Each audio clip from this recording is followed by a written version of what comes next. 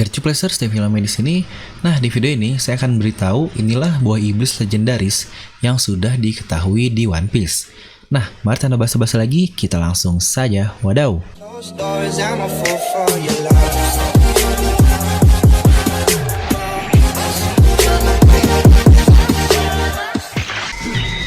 Seperti biasa, sebelum lanjut ke video ini, jangan lupa untuk subscribe dan juga nyalakan bel notifikasinya ya, agar video review Nomi langsung muncul di HP kalian.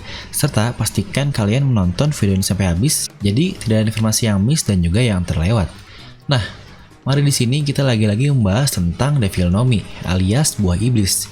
Kita tahu ada beberapa buah iblis yang jumlahnya sangatlah sedikit, yang dikatakan pun sangatlah langka di One Piece ini. Dan bahkan beberapa dari mereka dikatakan sebagai buah iblis legendaris. Nah, di sini akan saya buat list buah iblis tersebut. Semoga kalian terhibur. Kita akan langsung masuk ke peringkat pertama, yaitu Tori Nomi tipe Phoenix. Sudah jelas, ini adalah buah iblis dari Marco, dan dia pun pasti memasuki list ini. Kita tahu, Marco memakan Mythical Zoan tipe Phoenix, di mana Mythical Zoan adalah salah satu buah iblis paling langka dari semua Zoan. Hanya ada dua yang kita ketahui, dan Marco pun memakan salah satunya. Kekuatan dari Marco ini adalah dapat mengubahnya menjadi Phoenix. Untuk kekuatan standarnya adalah dia menjadi Zoan, yang dimana seluruh Zoan dia mendapatkan kemampuan tubuh yang super dari efek Zoannya itu sendiri, serta dia pun memakan Phoenix. Jadi dapat kita katakan, selain dia memiliki efek Zoannya itu mempunyai tubuh yang luar biasa, dia pun dapat terbang dari buah Tori tipe Phoenix. Lalu tambahannya adalah karena mungkin efek dari Mythical Zoan-nya, dia seperti campuran dari Paramecia karena dia mempunyai kemampuan untuk regenerasi. Dan dia bahkan dapat menyembuhkan orang lain dengan api birunya ini. Serta dia pun seperti Logia karena api biru yang langsung menyembuhkan ketika terkena serangan. Ini sudah terlihat ketika di Marineford. Dan mungkin karena dia Phoenix, bisa saja dia mempunyai kemampuan untuk bangkit kembali atau reborn. Maka akan sangat luar biasa jika dia mempunyai kemampuan seperti itu. Tidak bisa mati saja Marco ini. Dan untuk yang kedua, yaitu Hito Nomi tipe Daibutsu. Nah, mungkin buat kalian yang belum tahu, Hito ini adalah tipe Zoan, di mana Hito ini artinya manusia. Jadi Chopper ini sebenarnya dia memakan Hito Nomi, tetapi tipenya tidak diberitahu oleh Oda. Mungkin buat kalian yang berkata, Chopper memakan Hito Nomi tipe manusia, salah, karena Hito ini sendiri sudah berarti manusia. Nah, lalu kita bahas ke tipe Daibutsu. Salah satu Mythical Zoan lain yang saya sebutkan sebelumnya adalah yang dimakan oleh Sengoku. Sengoku ini, dia makan buah iblis Zoan, yaitu Hito Nomi, yang sama seperti Chopper yang tadi saya sebutkan. Namun, dia mempunyai model, yaitu Daibutsu, atau mungkin harus kita katakan menjadi Buddha. Selain kekuatan tambahan Zoan, yang bahkan buat fisiknya menjadi super besar seperti itu, kekuatannya pun pasti akan meningkat sangat drastis menjadi sangat super kuat. Ditambah, Sengoku sendiri pasti mempunyai fisik yang sangat gila. Jadi, selain fisik awalnya yang sudah sangat gila, dan dia berubah menjadi Buddha, waduh, tidak terbayang kekuatan dari Sengoku ini. Pantaslah mungkin dia disebut sebagai Fleet Admiral. Jadi, selain dari kekuatan perubahan Zoan saja, dia bahkan bisa mengeluarkan shockwave dengan tangannya. Itu pun cukup kuat untuk membuat bajak laut Kurohige terhempas semuanya. Walaupun mungkin yang terlihat hanya itu saja untuk kekuatan dari Sengoku. Tapi kita tidak tahu apakah dia mempunyai kemampuan Buddha yang lain. Maka jika benar, wah, kemampuan dari Sengoku ini akan sangat luar biasa gila. Serta yang selanjutnya adalah buah iblis dari Ope Nomi. Ope ini pasti masuk ke dalam buah iblis legendaris dong. Buah iblis yang dapat membuat usernya bebas menggunakan roomnya dan melakukan apapun di dalamnya. Bahkan buah iblis ini dianggap sebagai ultimate devil fruit karena kemampuan terakhirnya yang dikatakan dapat memberikan operasi keabadian. Yang bahkan banyak teori yang berkata bahwa Gorosei dan Im-sama pun adalah hasil dari operasi keabadian milik Ope Nomi ini dari user sebelumnya. Maka jika seperti itu, pantaslah Ope menjadi sang legendaris. Dan selanjutnya yang keempat adalah Paramecia Gura Nomi. Ya, ini adalah salah satu yang seharusnya menjadi legenda. Gura Nomi adalah tipe Paramecia yang dikatakan terkuat juga dan membuat usernya dapat menciptakan getaran. Jadi sebenarnya Gura ini bukanlah buah iblis gempa, tetapi getaran. Tapi gempa sebenarnya bagian dari getaran. Jadi sebenarnya tidak salah, cuma kurang tepat. Buah iblis ini dimakan oleh Whitebeard dan berpindah ke si sialan Blackbeard. Kekuatan dari buah ini dapat dikatakan menghancurkan dunia, seperti yang dikatakan oleh Sengoku, dan seperti yang saya bilang, termasuk ke dalam yang terkuat dari buah iblis tipe Paramecia. Sebenarnya, ada alasan lain yang menurut saya cukup masuk akal. Kenapa buah ini menjadi legenda? Sengoku berkata, buah ini dapat menghancurkan dunia. Nah, biasanya, jika satu objek mempunyai konotasi negatif, maka seharusnya dia pun mempunyai konotasi positifnya. Jadi bisa saja, positif dari buah Gura-Gura no Mi ini adalah buah iblis ini yang menciptakan dunia.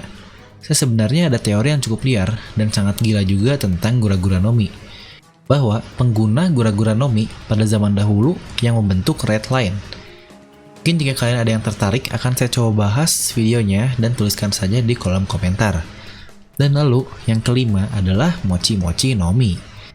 Sebenarnya buah iblis ini dapat saya katakan sebagai next tier dari buah iblisnya Luffy, di mana tubuhnya sama-sama jadi karet, yaitu mochi. Kita pun tahu mochi ini elastis, namun kelebihannya dia bisa menciptakan mochi juga, selain mengubah tubuhnya menjadi mochi. Maka buah iblis ini dikatakan sebagai spesial tipe dari Paramecia, karena dia dapat menciptakan dan berubah menjadi dirinya, atau mungkin lebih jelasnya become and create. Dia menjadi mochi, dan dia pun bisa membuat mochi dan mengontrol mochi sesuai yang dia inginkan.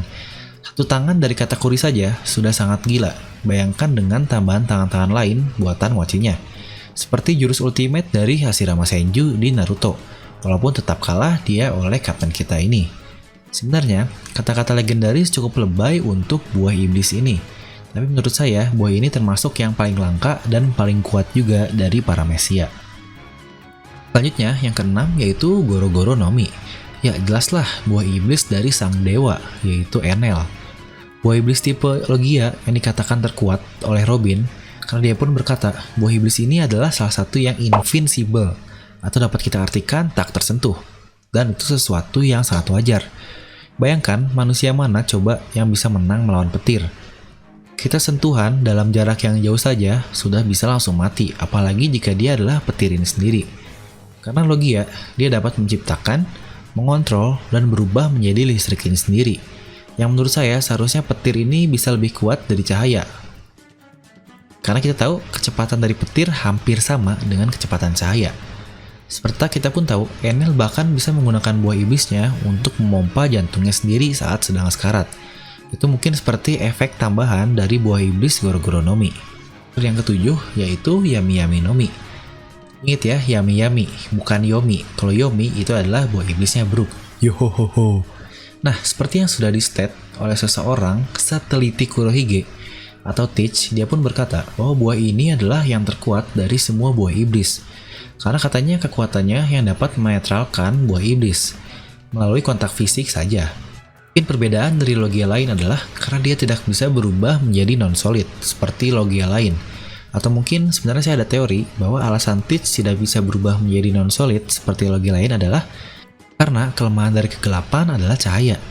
Dan ketika Kurohige atau Teach ini berada di luar, dia pasti akan terkena cahaya. Dan makanya dia tidak bisa berubah menjadi non-solid seperti Logia lain.